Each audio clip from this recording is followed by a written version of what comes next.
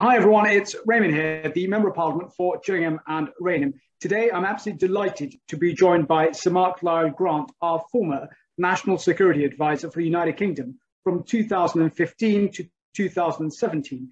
And prior to that, Sir Mark was the United Kingdom's Ambassador to the United Nations. And today in this period of In Conversation with Rehman Chishti, looking at the different policy issues affecting us in the United Kingdom and around the world, there is only one specific issue to focus on domestically and internationally with regards to the security of the United Kingdom and protecting an international rules-based system.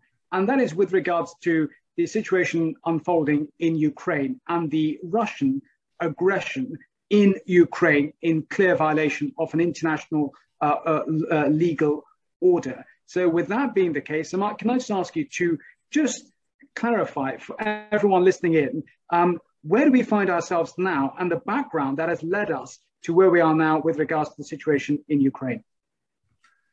Well, the crisis in Ukraine really started 8 years ago, Rehman, when Russia decided to annex the Crimea, which was a province of Ukraine, and they supported some separatists in the east of the country around Luhansk and Donetsk to break away from the main country of Ukraine. And ever since then, there's been a sort of undeclared conflict, which has cost something like 14,000 lives, mainly civilian lives, in Ukraine over the last 8 years. And then in more recent months, we've seen a massive buildup of Russian troops around the different borders of Ukraine, on the sea, in the Black Sea, but also to the east of Ukraine and in Belarus, which is a friendly country to Russia, to the north of Ukraine. And as those troops began to build up, not just for military exercises, as the Russians claimed, but including field hospitals and all the logistical support you'd expect for a major military operation, the West became increasingly concerned and asked President Putin to de-escalate the number of troops, stop threatening Ukraine. Now, that didn't work, unfortunately. There was a lot of diplomacy, and as recently as last week, it looked as though that diplomacy might be able to prevent a full-scale conflict. Unfortunately, that wasn't the case, and yesterday, President Putin announced that he was going to recognize these two breakaway regions, and that he was then going to send Russian troops across the border into these regions to provide peacekeeping operations, as he put it. Now, this move is doubly dangerous. I mean, first of all, it is a clear violation of international law because he is breaching the sovereignty of another country without their permission, because, of course, it is the government in Kiev that would have to give permission for Russian troops to cross the border.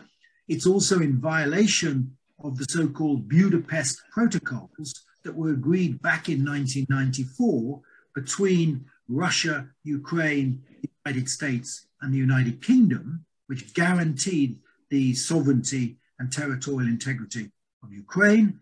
And lastly, it is a violation of the Minsk agreements that were signed again by Russia, Ukraine, but this time France and Germany in 2014, both of which also agreed the unity and territorial integrity of Ukraine.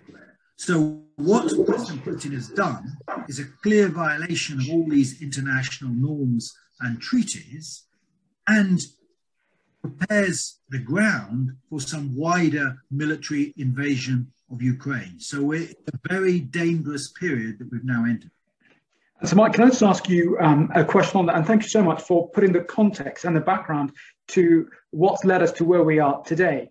The specific question on policymakers' mind is this in Parliament, having heard the statement from the Prime Minister, having heard the statement yesterday from the Defence Secretary that the United Kingdom, will take a firm stance and approach with regards to any Russian aggression. We now know that Russian aggression is very much taking place, and they've violated all the international protocols that you have just put into put out there for everyone to see. The Prime Minister today in Parliament has made it clear that the United Kingdom will impose sanctions, and those sanctions are specifically at this stage against 5 banks and 3 individuals with high net worth. The question I ask you this, and which will be, in my view, on the mind of other policymakers, is this sufficient? What are the levers that we have that we can apply to address this Russian aggression now? Well, I think what's called the first wave of sanctions is relatively modest, but I think there are 2 important aspects for British legislators to think about. One is that it needs to be a phased process. I don't think it would be sensible to use up your full reservoir of sanctions already, because that would not then offer any deterrence for President Putin going further than he has so far gone. So I think it's important to keep some major sanctions in reserve. But also it's important to keep in lockstep, particularly with the Americans and with the European Union. Now, Britain has actually announced its sanctions package ahead of both the United States and the European Union, but we're expecting to hear further from them in the course of today. But it's important that that unity is absolutely maintained, because there is no particular value in Britain getting out in front, as it were, because it will just expose divisions if others do not follow. So it's a relatively modest first tranche of sanctions, but provided that it is seen as very much a first phase with a lot more in reserve, then I think it is a useful policy step to have taken. And can I just ask you just a clarification on that specific point? Because the Prime Minister just also said, we hold in reserve further powerful, tougher sanctions. What could they be? Well, there's a number of different aspects. You can obviously widen the number of Russian banks, companies that are sanctioned, widen the range of oligarchs around President Putin who could be sanctioned. So an extension of what was announced in the course of today. Then there are a number of separate measures, such as ensuring that the Nord Stream gas pipeline does not come on stream. And Chancellor Scholz of Germany has suggested that he's halted the process of certification of that pipeline, so they certainly won't be starting. Now, that is not a sanction that is in the gift of the United Kingdom government, but it's nonetheless extremely important and probably more influential on Putin's thinking than the individual sanctions against companies and individuals. Then there is another issue, which is the exclusion of Russia from the so-called SWIFT international banking messaging system. Now, this again is not in Britain's gift alone, but it is in the gift of the United States and the West more generally, and that would have quite a devastating effect on the Russian economy, because the oil and gas on which Russia depends is traded internationally largely in dollars, and they would be excluded from doing that. So those are 2 further steps that could be taken. There are other measures, such as offering military support to the government in Kiev, which Britain has done a certain amount of, America has done a certain amount of, and 1 or 2 other European countries. That could also be ramped up, at least in theory. So there are still a number of further measures that can be taken. And linked to that, Sir Mark, with regards to other further measures that can be taken, you mentioned SWIFT with regards to the further economic sanctions on its banking sector. Can you just clarify for everyone, what is the size of the Russian economy, so that people can get the concept in mind with where we are with regards to how sanctions can have a real impact? Because am I right in thinking the size of the Russian economy is more on the same scale as, say, Italy or some other smaller European economies? Indeed, the Italian economy is actually larger than Russia's. So Russia's economy, which is a very narrowly based one on oil and gas sector, is about 1/10 the size of China's and about 60% the size of the United Kingdom's. So it's got a little bit larger than Spain, say, but smaller than Italy's economy. So it is not a big economy, and it can be put under pressure if the international community is prepared to do so. Now, they do have an outlet, which is China, and if they cannot sell oil and gas to Europe, then China will certainly fill in to some extent as a customer. but that could be quite damaging for Russia. Having said that, Rehman, I mean, it's worth noting that Russia, because of the high oil prices in recent years, have built up quite a lot of reserves. So they have hundreds of billions of dollars of reserves in the country. So I don't want to give the impression that you can bring the Russian economy to its knees in a matter of weeks. That simply isn't the case given the size of their reserves. But you can do a great deal of damage to the economy by some of these measures. And you know, those measures probably will have more direct impact on the ordinary Russian people than they would on Putin and his oligarchs, which is why the individual sanctions are also important, because if they are denied the ability to hide their funds in the city of London or in Zurich or wherever, and they aren't able to travel internationally and buy property in these international cities, that does have an impact on people around Putin, which could indirectly have some impact on his thinking.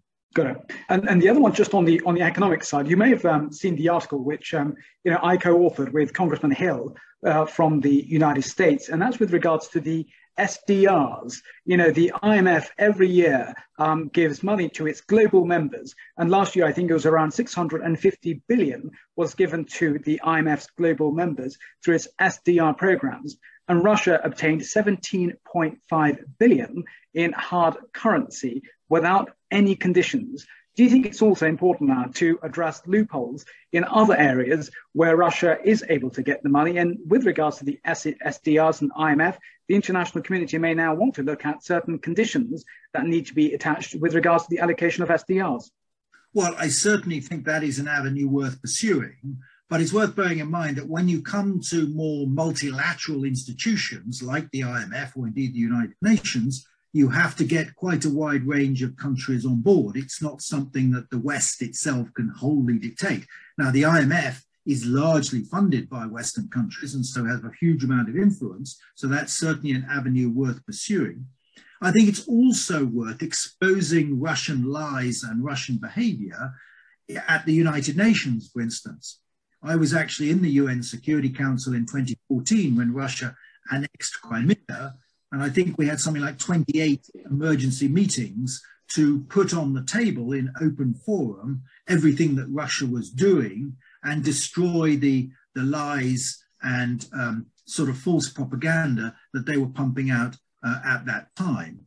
And although Russia was able to veto a resolution that we drafted in the Security Council at that time and prevent it from passing, it did have the effect of driving a wedge between Russia and China, who weren't prepared to support Russia on this issue.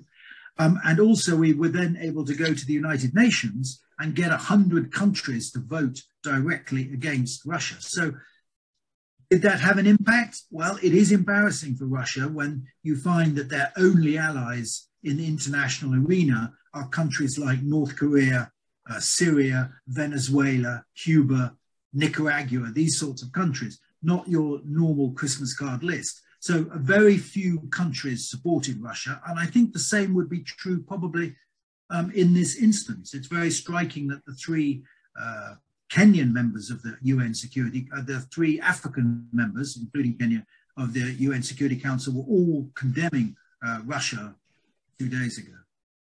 So you would say with regards to the United Nations, having been the former ambassador for the United Nations, is that we could expect resolutions to the Council being pushed to the wider United Nations General Assembly with regards to Russia's blatant aggression and breach of international law that we're now seeing in Ukraine.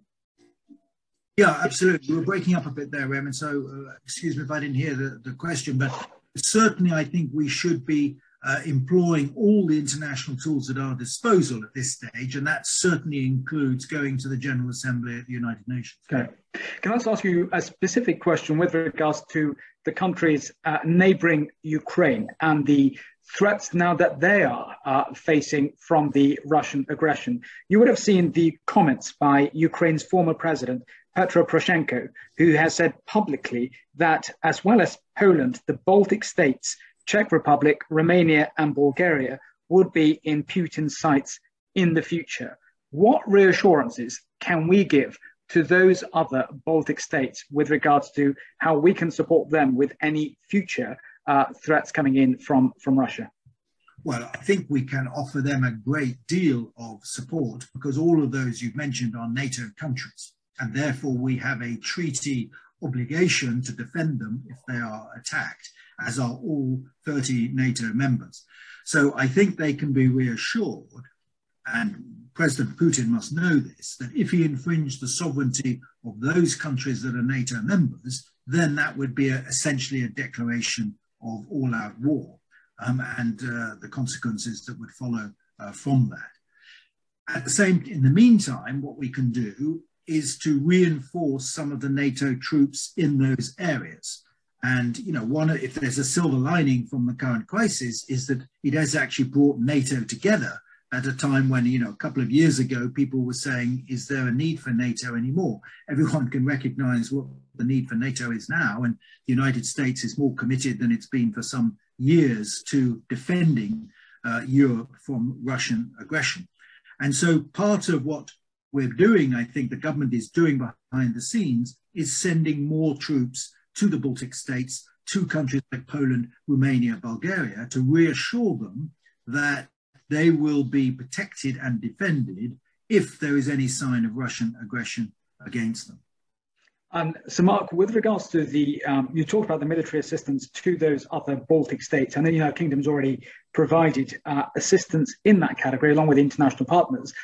The other question is with regards to the real threats from cybersecurity from Russia to the United Kingdom and its infrastructure here in the United Kingdom. What step do you think we can take with regards to further address that threat from Russia? Well, certainly there is a threat from Russia and indeed one or two other hostile states to our critical national infrastructure and indeed our companies. And we've seen numerous attacks from the Russian hackers, as it were, in recent years. I think most businesses now and infrastructures are aware of the risk. And the creation of the National Cyber Security Centre back in 2016 has proved to be very valuable for those businesses who want to get assistance from the intelligence services, from government agencies to boost their own cyber security. So I think we're in a reasonably good place in that respect. The other aspect that the government has been developing, which is very important, of course, is an offensive cyber capability. And part of the deterrence to prevent Russia attacking us through cyber is to show that we can attack them. If necessary, we can respond through cyber attacks, which will be exceptionally damaging to the Russian state. So that is a combination of defense and offense we can help with. For those countries that don't have an offensive cyber capability, obviously it's the Baltic states and some of the smaller Eastern European countries, we can assist them with their own cyber security through our expertise, because we do have a lot of experience in this field. So Mike, can I just say thank you so very much for sharing with us your thoughts with regards to the challenges that we're facing in Ukraine, what policymakers may want to look at with regards to future economic sanctions on Russia, and also what we can do internationally, working with parliamentarians around the world through a multilateral forum on pushing back against the Russian aggression. A final question, if I may ask you, is this: is there anything else at this point in time that you think policymakers, both here in London or in Washington, need to look at to address any further future aggression from Russia? Because you were at the United Nations working at the multilateral forum when Russia took over Ukraine in clear violation of international law, and also its aggression by supporting Assad in Syria. Is there any other things that you think, from your experience at the UN and as a national security advisor, that the policymakers here in London and Washington can look at as to a wider strategy to push back against the Russian aggression? I don't think there's something completely new that hasn't been tried, Rehman. I think the overall policy of the West, which has been a sort of three-strand policy, it's to support Ukraine, both militarily, but also through politically and economically. That has happened.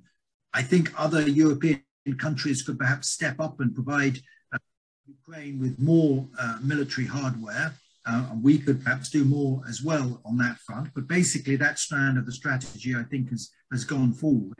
Then you have the deterrence, which is threatening the sanctions, making sure that you go through with the sanctions, and ensuring that there is unity among the West in imposing those sanctions. That's the second strand. And the third strand is the dialogue, that saying to President Putin, look, we are prepared to discuss with you what legitimate concerns you have about European security. But that needs to be done around the table rather than on the battlefield.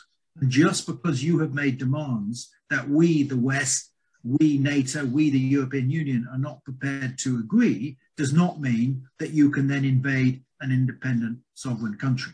So I think that overall three-strand strategy is the right one, Rehman, and I think we need to keep going. But at the same time, we need to recognize that a lot of the rationale that Putin seems to be building up for his argumentation doesn't appear to us to be very based on reality. And it has become, and you could see this from his own speech a couple of days ago, this has become a very personal and emotional issue for him.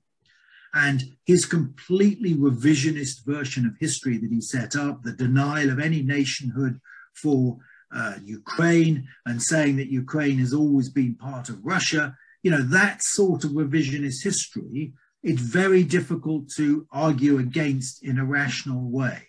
So if Putin is a man who takes decisions on his own without the benefit of independent advice, and the signs are that that is the case, and he's taking those decisions on a sort of non-rational basis, it's quite difficult for policymakers in the West to devise an effective strategy. But I don't think we're on the wrong track. I think we've done our very best, but we'll have to wait and see over the next few days whether that is sufficient. Mark, as always, thank you so very much for your time and sharing with us your thoughts and your, what I would say, a brilliant forensic analysis of what the situation is, what the challenge is, and what we as policymakers can look at with regards to further levers and measures that we can deploy to address the Russian clear, blatant aggression in Ukraine and violation of international law. Thank you so very much, as always. Thank you very much. Yeah, thank you.